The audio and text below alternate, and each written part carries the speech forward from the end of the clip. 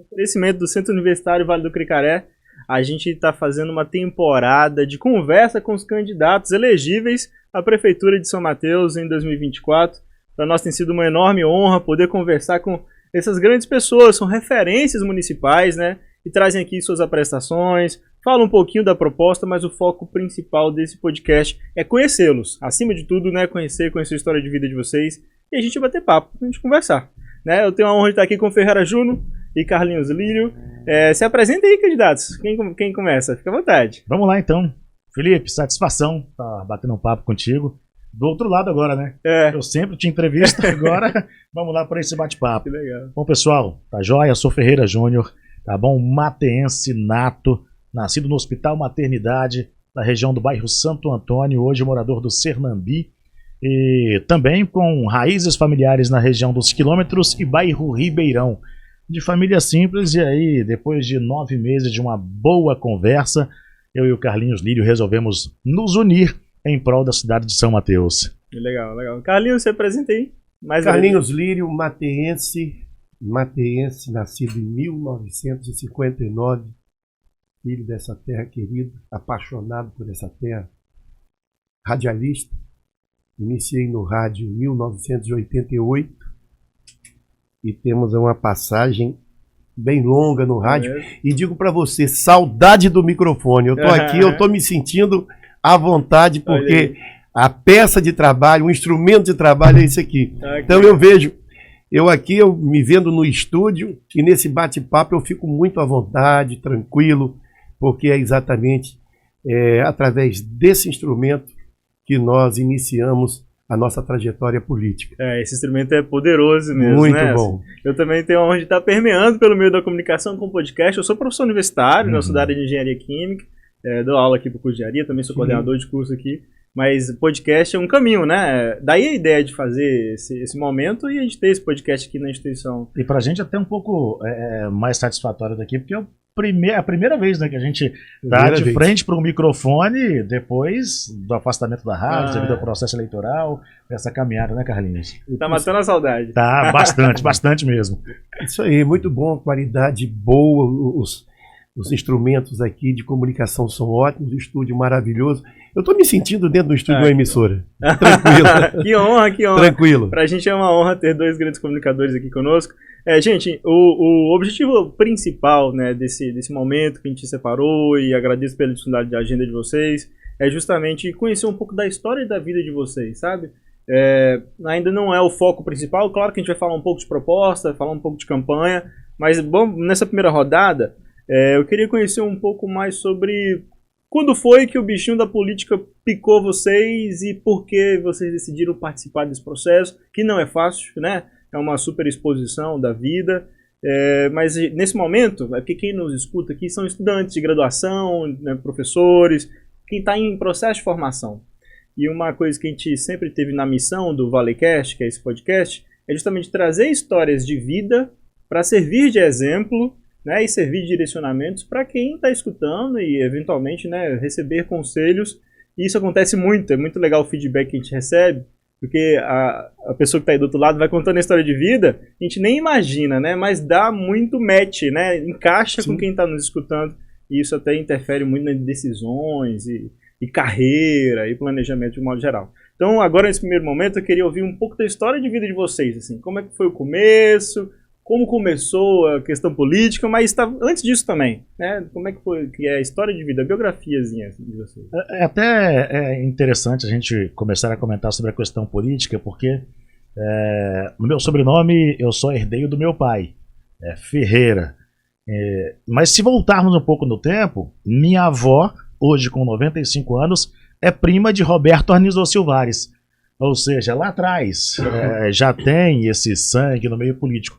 Eu sou apenas o terceiro a entrar na política na família. Só contextualizando para quem está nos ouvindo, eu acho que entendi que inclusive o político que deu origem ao Hospital Roberto Exatamente, Silvares. Exatamente. Foi prefeito de São Mateus, Roberto Silvares, tinha farmácia ali no bairro Porto, e com minha avó, Laurita Silvares Ferreira, o Ferreira do meu avô, e aí depois veio meu pai, vereador por 3 mandatos aqui em São Mateus, e a política está no meu sangue desde então. o contato com o Carlinhos Lírio lá em 92, quando o Carlinhos estava organizando o grupo, eu na ocasião com 14 anos, sentado no cantinho do terraço da casa da mãe dele, Dona Teda, acompanhando aí as organizações políticas. E aí em 92, meu pai também foi candidato, venceu, depois em 96 já ganhou as eleições, e aí a gente começou já a inserir. Colocaram o nome pela primeira vez em 2020, quando, na ocasião, eu percebia que muitos jovens queriam sair de São Mateus por falta de oportunidades.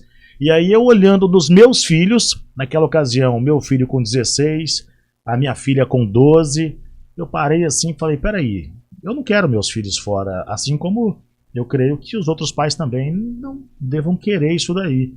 Quando surgiram as conversas, e a gente resolveu testar o nome pela primeira vez. Não de sucesso, não foi, não deu, como diz, não conseguimos passar a nossa mensagem para poder vencer as eleições. Naquela ocasião, Carlinhos Lírio, segundo colocado, eu, terceiro colocado. Hoje os dois estão aqui. Isso em 2020, né? 2020. Hoje nós estamos aqui, unimos os nossos planos de governo para poder fazer uma cidade, tentar fazer, junto com os mateenses, reconstruir São Mateus, ou seja, vamos em frente contando com todo mundo, né? Legal. Rapidinho, Ferreira. Aí então, o processo político fez parte da sua formação, né? Sim, sim. E o seu pai era vereador, então, quando você era adolescente ali. Exatamente. Ah, legal. Então você já via, assistia de casa, assim, planejamento de campanha.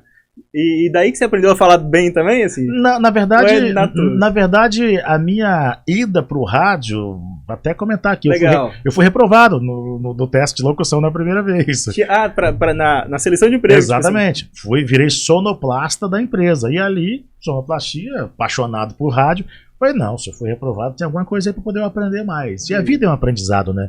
E aí juntando o rádio, juntando com a política em casa, não tive contato com o Roberto Silvares, que faleceu lá, acho que em 82, se eu não me falha a memória. Ele foi seu avô ou bisavô? Não, ele foi primo da minha avó. Ah, entendi. Minha avó é viva ainda, tem 95 anos, mora ali na região dos Quilômetros. Minha outra avó materna já é falecida, infelizmente, mas foi uma lavadeira de roupas e eu, quando criança, ia buscar essas trouxas de roupas no centro de São Mateus para levar para minha avó lavar e depois tinha que levar de volta para os donos das roupas impecáveis. Podia amassar não. E com o tamanho de cabeça que eu tinha era fácil colocar a trouxa de roupa na cabeça para entregar. Então assim, o meio político e o meio do rádio foi tudo acontecendo naturalmente. Eu seria caminhoneiro tradicionalmente, mas por causa de um problema, quebrei a perna no futebol, engessado, fui fazer curso de rádio e virei radialista. Aí você foi reprovado no teste de locução e decidiu aprender. Como é que você... Lembra como é que você testou para aprender? Como é que você fez para aprender a locução na época? Ocasião, as rádios eram do grupo Seolim e os testes eram feitos em Linhares. Aí nós fomos lá, não teve jeito, porque fala inglês e tudo mais, 16 para 17 anos naquela ocasião, mas aí eu falei, bem, deixa eu ficar aqui dentro aprendendo. O pessoal, fica aqui, eu quero aprender sonoplastia. E na sonoplastia, consegui um espaço para virar funcionário. Aí virei funcionário com 17 anos, no dia 30 de setembro de 1995. Rapaz, é bom de data. Mas não tem jeito, tem que lembrar. Porque são momentos que marcam, né? Sim. E a partir dali eu falei, não, agora eu quero ir na locução. Aí comecei a locuçãozinha sábado e domingo à tarde. Depois folga e férias na Antena 1 FM. Aí foi mudando, até conquistar o espaço dentro do Ronda da Cidade, onde nós estamos já há mais de 15 anos à frente daquele programa. Ah, que legal. Poxa, muito bom conhecer essa parte da história de vocês, né? Que assim, não é tão divulgada. Como é que foi contigo, Carlinhos? Começou dentro do colégio, dentro do Colégio Estadual Ceciliana Bel de Almeida. E eu fazia, na ocasião, o ensino médio. E Deus nos deu um dom fantástico de carisma, de conversar, dialogar. E ali na escola, no Colégio Estadual Ceciliana Bel de Almeida, os colegas falaram, Carlinhos, vai ter eleição para o Grêmio Estudantil, né? E aí, você é o cara, todo mundo aqui fala bem de você, por que você não disputa aí a eleição? E começou no Colégio Estadual, ali nós participamos das eleições. Saindo do Colégio Estadual, conseguimos nos eleger ali, depois reelegemos no Grêmio Estudantil. Legal. Saímos dali, fomos para a escola, o João Pinto Bandeira, e lá também tinha eleição para o Grêmio Estudantil, e à noite lá, Ferreira, interessante, nós conseguimos uma votação recorde, foi uma coisa fantástica. Dali saí, fui para Linhares, em Linhares no Afrânio Peixoto. Naquela ocasião eu disputara também o Grêmio Estudantil e ganhei no Afrânio Peixoto. Isso no ensino médio. E o Valdir Massucati era o meu vice, lá em Linhares. Saímos, fomos para o Colégio Brasileiro em Vitória, na época quando existia o Colégio Brasileiro, hoje não existe, e disputamos lá também. Então começou aí, dentro das escolas, dentro do colégio, o início da minha caminhada. E aí a comunicação, como era uma coisa que me tornava bem ligado às pessoas, eu busquei o rádio. Em 88, eu fui para a Rádio Cricaré, extinta Rádio Cricaré. Na Rádio Cricaré, a gente teve momentos interessantes. E você já chegou como locutor ou foi um... Não, a história de Ferreira é idêntica, porque existia aqui uma rádio chamada Antena 1, e essa rádio Antena 1, ela tocava, na verdade, a maior parte de músicas internacionais, né? Aquelas músicas, e eu não tinha inglês. E me convocaram, botaram um anúncio lá na Rádio Antena 1, tem teste de locutor para locutor em Linhares e tal, e eu fui para lá. E lá fui fazer o teste, não era a minha área, né? Porque inglês eu não sabia falar, mas eu comunicava bem. Então houve dificuldades. E na casa de um amigo, uma vez, tomando um café na casa dele, gravando uma fita cassete, eu narrando futebol. Mas narrando com um amigo, assim? Com um amigo. Ele me chamou o Valdo Vitafrutas. Valdo Vitafrutas. Ele virou para mim, Fei, você, rapaz, você narra bem. Narra aqui um futebol. Faz de conta que está jogando Desportivo em São Mateus. E ali eu narrei, fiz ali uma relação de jogador. Comecei a narrar. Ele foi para o aparelho 3 em 1, na fita cassete, gravou. E interessante que esse mesmo cidadão que me reprovara lá em Linhares, esse cidadão era amigo do Valdo. E o Valdo pega essa fita cassete e entrega para o Miguel Roldan. Miguel Roldan, não esqueço disso nunca. O Miguel Roldan ouviu a fita cassete e falou assim, esse cara é bom e eu vou precisar de um narrador esportivo. Eu vou precisar de um cara para tomar conta da comunicação esportiva da rádio. E aí eu criei, na época, a rádio criou o plantão esportivo, que Ferreira depois participou, fez o plantão. Então, ali começou a minha caminhada no meio de comunicação, na Rádio Cricaré, e posteriormente passei por outras emissoras, né? Andei muito e retornei. O último trabalho foi na Rádio Cidade, em Nova Venécia. Aí eu já tinha diversificado a minha atuação de radialista, entrando no campo da comunicação sertaneja. E aí a gente fazia de manhã e de tarde na Rádio Cricaré. E essa comunicação nos deu muita visibilidade junto ao povo mateense. Explica pra gente melhor, comunicação sertaneja... o programa sertanejo, só música sertaneja. E isso mexe com o povão. E aí veio a minha criatividade de criar personagens. E eu, por exemplo, eu tenho 21 personagens que eu criei baseado em conversas com pessoas da minha infância, com pessoas da minha convivência. Eu sou muito observador. De repente eu observo em você uma maneira interessante e engraçada de você conversar. Eu capto e depois eu coloco. Se é Felipe, eu boto lá o compadre Zé Lipe. Para não colocar o seu nome em si. Sim. E vou fazer da maneira como você vai conversando, da maneira que você... Daqueles trejeitos. Então, ganhou notoriedade, ganhou campo. E os personagens do nosso programa ficaram famosos, com o Padre Antônio, Cigano, Vovó Maroca, com Madre Margarida, e N personagens. E aí abriu, né? A audiência, ela superou as expectativas, e aí sim, em 94, eu no rádio, já havia disputado uma eleição para vereador, obtive 124 votos, saí dessa eleição a regional do meu partido, na ocasião o PSB, do governador Renato Casagrande, que inclusive estivemos anteontem juntos, me lançou a deputada estadual. Nós conseguimos a maior votação na cidade. Em 92, vim candidato a prefeito, e aí existia um processo tramitando lá no Tribunal Superior Eleitoral contra o Amocim Leite. Tudo indicara que eu seria o prefeito. Mas, faltando 30 dias para as eleições, liberaram o Amocim Leite para disputa, e aí nós perdemos, porque a Amocim Leite era um ícone, né? A Amocim Leite era povão, era muito popular. Minha geração não chegou a conhecer, não. Não chegou a conhecer. Mas então, sim. a Amocim... São as histórias, né? São histórias, A Amocim ganhou as eleições em 92, aí veio 94. Aí sim, em 94, foi uma votação recorde. Fomos o segundo mais votado do Espírito Santo como deputado estadual, só perdendo para Marco Madureira, que era na ocasião presidente da Assembleia Legislativa, e nós obtivemos aqui, mesmo São Mateus tendo 12 candidatos a deputados estaduais, nós obtivemos 77,8% dos votos válidos. Quer dizer, um fato histórico que marcou uma votação fantástica e me levou à Assembleia Legislativa. Em São Mateus tinha 12 candidatos nessa época a deputado. A deputado estadual. Inclusive, na época, o saudoso Jorge Daia era deputado e disputara também as eleições.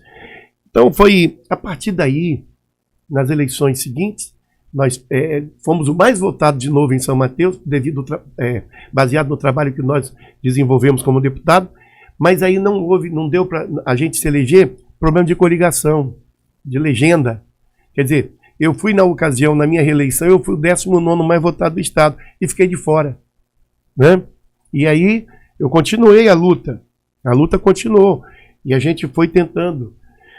Disputei outras eleições para prefeito, sempre muito bem colocado, e agora estou vendo que a tendência é o norte, esse norte aí, a gente prestar um serviço ao município de São Mateus, se Deus assim nos permitir. Sabe o que eu fico pensando, às vezes? As coincidências entre a gente, entre Sim. eu e o Carlinhos. Eu estava em 92 acompanhando esse projeto para prefeito, e aí nessa viagem para Vitória na segunda-feira descobri que ele foi reprovado também na locução, eu também fui, mas fomos para a mesma empresa, e ontem numa conversa descobrindo que você foi do comércio, e que eu também fui do comércio, vendedor de tecido, vendedor de brinquedo, também fui balconista. Balconista, trabalhei na serraria, iniciei, na época podia trabalhar, o de menor podia trabalhar, não havia impedimento, e a gente trabalhou na serraria Parquete, uma serraria, hoje ali a distribuidora da Coca-Cola. Ali era uma serraria e a gente trabalhou com 10 anos de idade. Eu estava na serraria, embalando o taco, carregando carrinho de pó e até batendo catraco, colocando toras de madeira em cima de caminhão. Tudo Isso a aí vida fez parte da formação de você. da formação, muito trabalho. Além muita luta. daquele espírito de liderança que também era muito, né, proeminente já, né, desde os grêmios estudantis, já era uma representação na época. Então agora a gente vai para uma segunda rodada, apesar de isso não é uma conversa, mas então as apresentações, já cumprimos a nossa missão de deixar clara a história de vida para vocês. E assim, agora sobre, como vocês citaram, né, a importância do emprego, da empregabilidade. Uma das pautas que a gente discute muito aqui no podcast é sobre isso, empreendedorismo, né, geração de negócio que oportuniza emprego. E a gente sabe que isso é uma boa saída, né, dar direcionamentos para aquelas pessoas que estão se qualificando, para quem ainda não se qualificou, mas tem oportunidade, né? Sim. Então, assim, em termos de propostas, a gente não quer se aprofundar em plano de governo. A gente vai ter um debate semana que vem.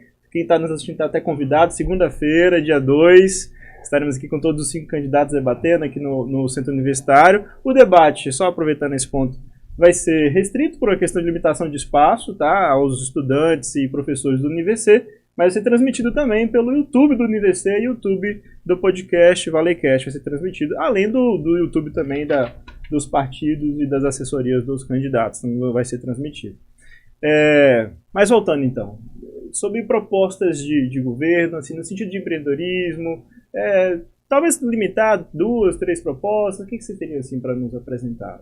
Eu acho que o primeiro ponto é cuidar da cidade. Não adianta a gente querer mostrar uma cidade para quem quer empreender da forma como o São Mateus está.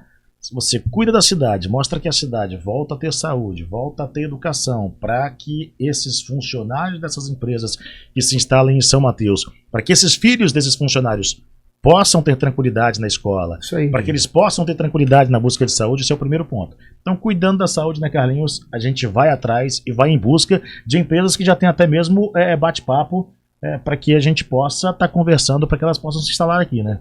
Claro, claro. E outra coisa interessante, com o advento das grandes empresas, nós estamos preparados para a missão que vamos exercer, se Deus assim nos permitir.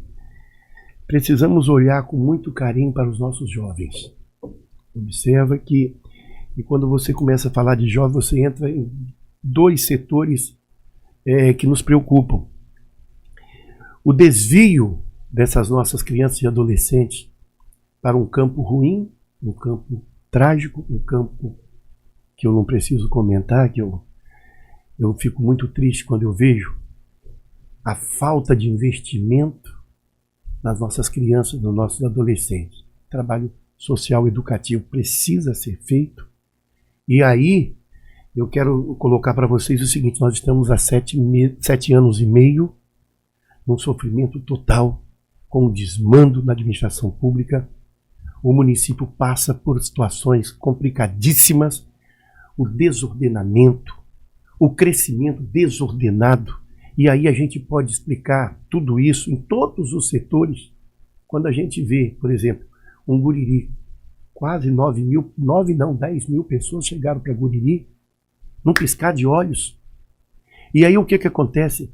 De ter pessoas que estão ali construindo, não estão nem sabendo aonde está a fiscalização em si, constrói, faz ali uma construção no meio da rua, obstrui a rua, tem comércio que bota lá depósitos de material de construção ali e tal, e a ida e vinda do pedestre está sendo obstruída. E aí, eu estou citando, isso aí nós vamos debater, isso nós vamos falar no debate, nós vamos falar sobre isso, mas a capacitação dos nossos jovens. O que nós pensamos? Chamar as faculdades, chamar as instituições de ensino privado, chamar para uma conversa, para elaboração de projetos aí, inovação, tecnologia.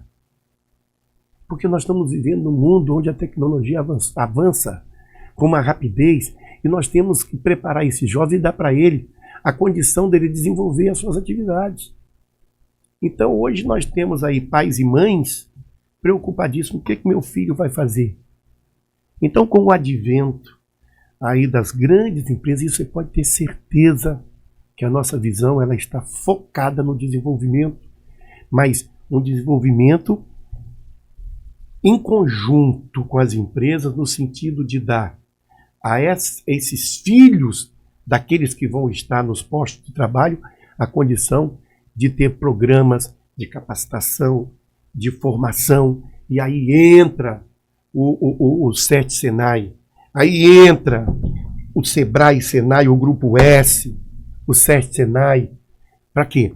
Para nós darmos uma maior condição para essas crianças, principalmente no que diz respeito à classe D e E, que são carentes e estão aí. Hoje nós estávamos falando outro dia sobre a criação da escola de base, da preparação dos nossos jovens para o esporte, no que diz respeito à área esportiva.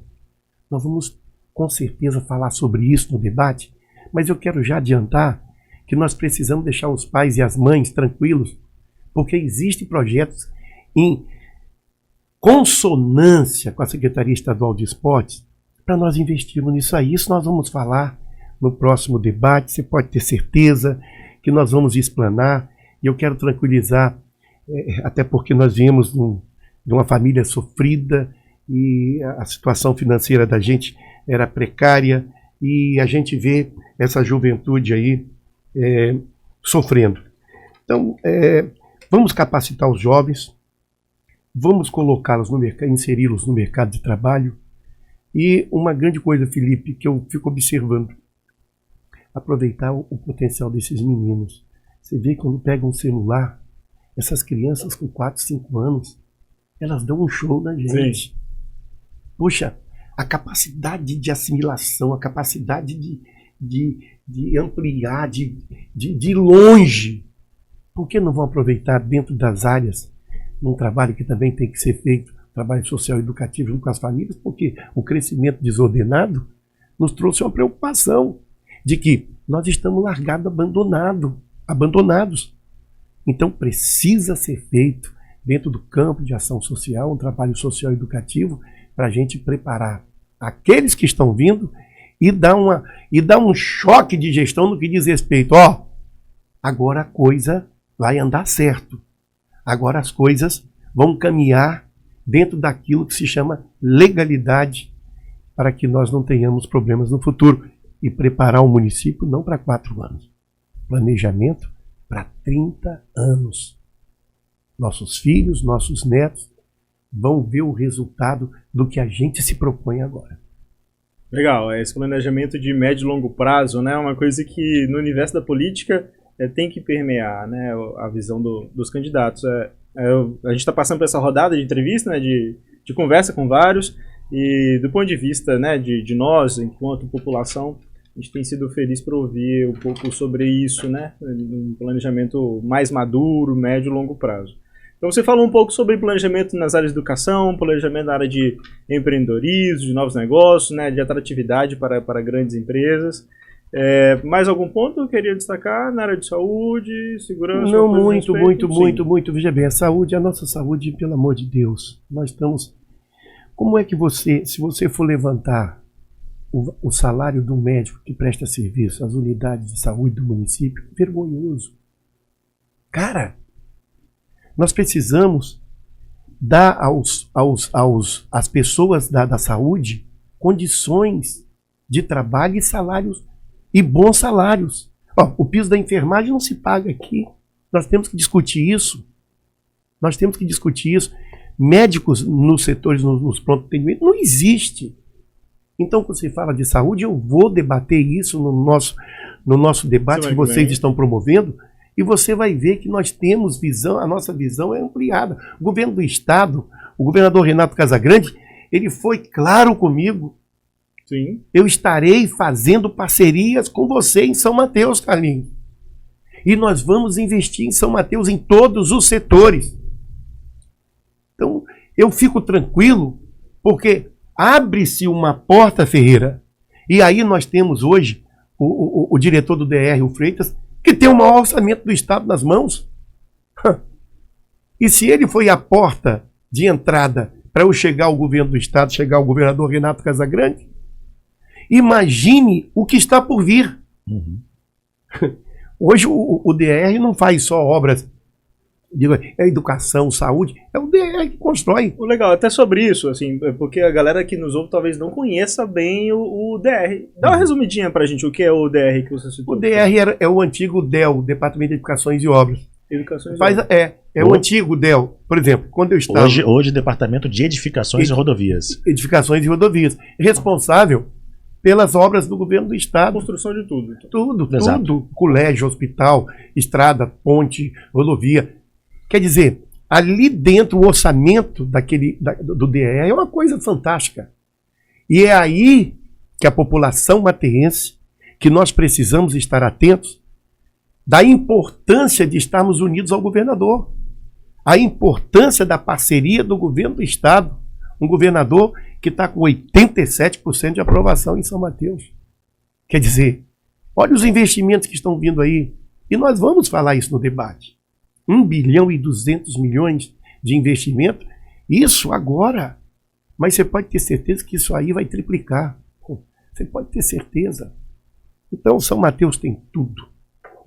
As nossas potencialidades em todos os setores. Diga-se de passagem, fazemos parte da Sudene e até hoje ninguém parou para observar a grandeza do potencial que nós temos. Opa, porque uma das missões é justamente trazer esses esclarecimentos nossos. Sudene, defina pra gente aí, esclareça para quem está nos ouvindo, que talvez ainda não conheça.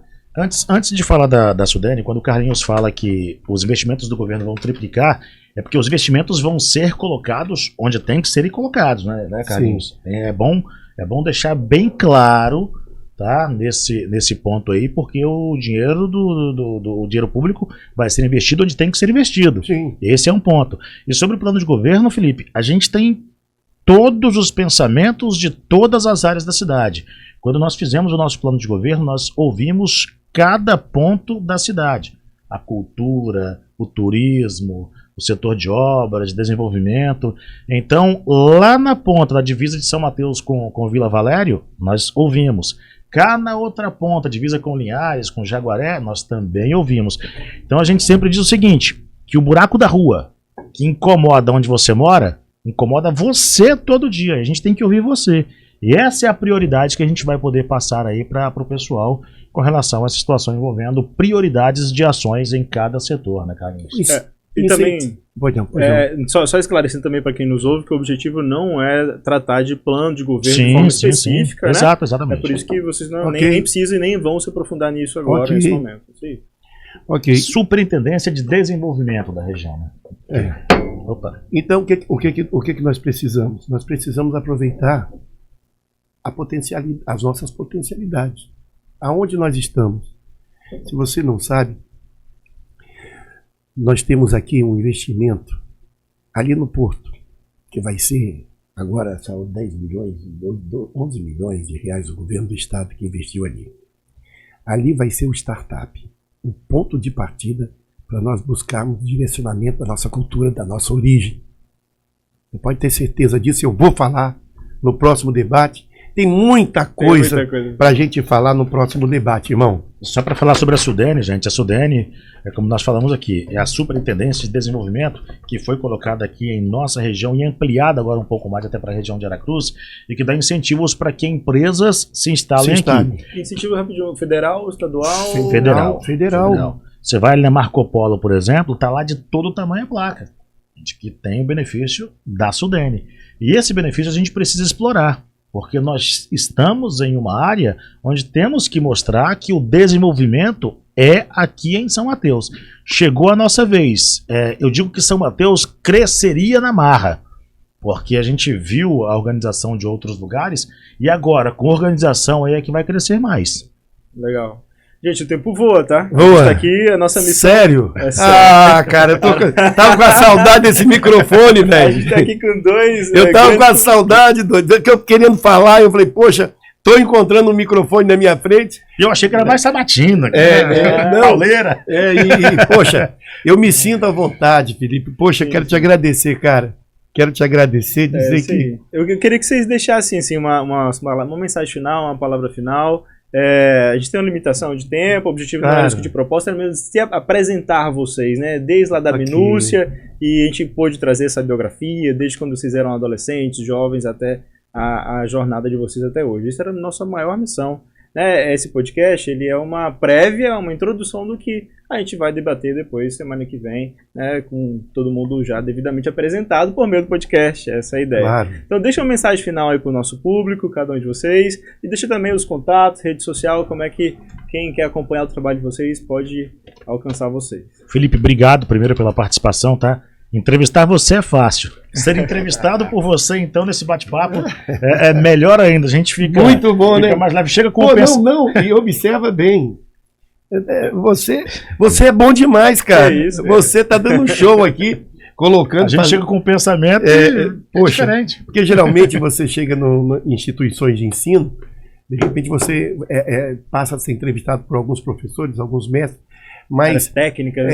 Exatamente. Mas o que eu achei aqui interessante é a sua capacidade de assimilação dessas ideias que a gente está colocando aqui e a facilidade que você tem de fazer, de perguntar. Quer dizer, um grande radialista. Pronto. Não é verdade? Resolvido. Nas horas várias, tem grande radialista. Mas a mensagem é simples, pessoal. Mensagem de dois mateenses que nós nos unimos em prol do município de São Mateus para trabalhar por São Mateus e trabalhar com São Mateus. Não precisem se preocupar. Todas as áreas serão ouvidas e todas as áreas serão trabalhadas conversando com cada um. Nós somos mateenses e não vamos decepcionar. Obrigado. Muito bem, Felipe. Eu quero aproveitar, você falou, fez uma colocação interessante eu vejo que agora é hora de 2 mateenses administrar essa cidade, a nossa cidade. 2 mateenses. Todo aquele que procura São Mateus, que vem morar em São Mateus, pode ter certeza que o coração do mateense vai estar aberto. Você não imagina a felicidade quando eu vejo valadarense, mantenense, Belo Horizontino, brasiliense, candango, sei lá, paulistano, paulista, que chegam procurando São Mateus para morar, para viver. Você não imagina, Carlos Chagas, Bastante. Carlos Chagas. Cara, que felicidade esse povo vindo para cá. Você vai no Balneário de Guriri, é uma festa de mineiros. É uma coisa fantástica. E interessante que a gente absorve as tradições que eles trazem de lá e a cultura que eles trazem de lá, a gente passa a conviver e com certeza é uma harmonia total e a gente pode ter certeza, aqueles que estão em dúvida, que estão querendo vir para Guriri, eu já quero dar, com certeza, tranquilizar o coração deles, dizer que um novo tempo vai acontecer. É uma nova fase, é uma nova era, é uma nova etapa e a gente vai estar preparado para isso. Convidar também, Felipe, aqueles que querem entrar nas nossas redes sociais, @CarlinhosLírio, pode entrar, Carlinhos Lírio, Lyrio.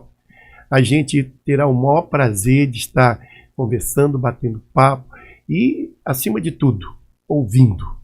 Diálogo, ouvir. Legal. Ferreira, deixa suas redes. Lá, inclusive, no Carlinhos está lá. Candidato a prefeito, como vice, @ferreirajunior.oficial. E no meu tá lá, vice-prefeito do @Carlinhos Lírio. Então, entrando em um, já cai no outro. Já vai pro outro, já tranquilo. Gente, uma honra tê-los por aqui, essa nossa conversa, essa apresentação. Muito obrigado pela disponibilidade. A gente se vê semana que vem, então, novamente. Claro. Para quem está nos escutando aí, é só nos seguir nas redes sociais, @ValleyCast, Instagram, no YouTube também. Se inscreva no YouTube. A gente produz muito conteúdo sobre educação, ciência, tecnologia, inovação. Ótimo. E também, claro, né, muito pertinente conversar com nossos candidatos. E a gente traz informação de uma forma bem precisa, né, útil. Essa é a nossa missão.